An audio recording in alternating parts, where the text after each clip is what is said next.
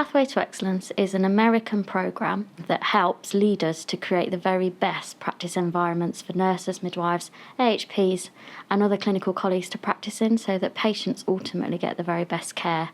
We'll be doing this across all of our sites, so across Newark, Kingsmill and Mansfield Community Hospital, and we'll be learning from colleagues at Nottingham University Hospitals who were designated last year.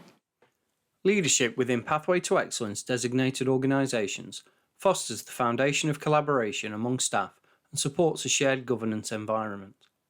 CNOs and nurse managers actively engage direct care nurses for input in the area of resource allocation and cost management. As leadership champions within the organisation, the CNO and nurse managers are accessible and support direct care nurses during times of organisational change. Nurse managers are provided a role-specific orientation, and leaders continuously strive to increase their core knowledge and role competency through leadership development activities, along with feedback from colleagues and nursing staff. Strategies are in place to retain CNO and nurse managers, as well as maintain a positive practice environment in the event of executive leadership transition.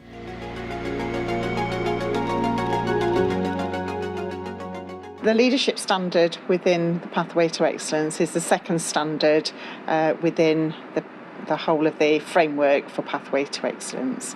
It is really important for us within this trust because we want to demonstrate the senior nurse leadership within the trust, the opportunities to empower our staff, to make sure that our resources, which are our staff, are really well trained and have the opportunities to develop should they wish to do so.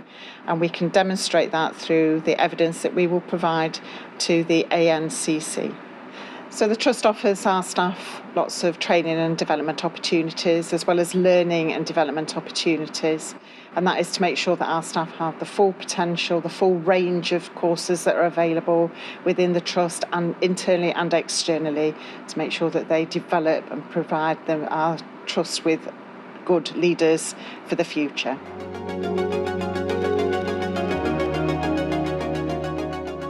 So the first example I will give you is our matrons' orientation to specific roles, really. The Trust has adopted the Matrons Handbook, which was devised by Ruth May and NHS England, and that helps us to provide a broad range of leadership skills that is required from our matrons.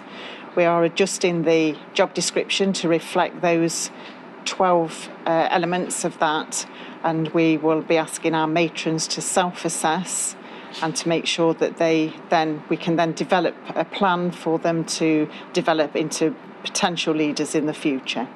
The second example that I would like to share with you is about the leadership courses that are offered within the Trust to develop our staff and to make them into better leaders.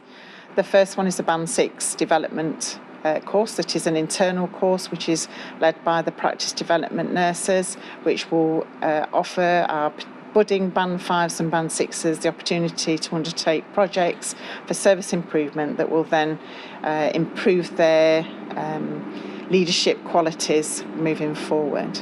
So we also offer the Elizabeth Garrett Anderson course, which is an external leadership course for people at matron level and head of nursing level to support them in developing them into leaders.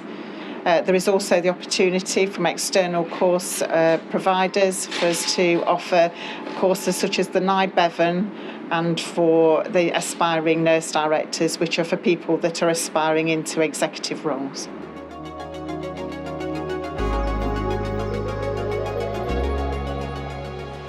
It's really important to nursing, midwifery and AHP that we hear the voice of the staff within the organisation, and we encourage people to either come and talk to the Pathway to Excellent lead or to myself as the lead for leadership, because we want to hear people's stories and we want to help to develop people's leadership skills.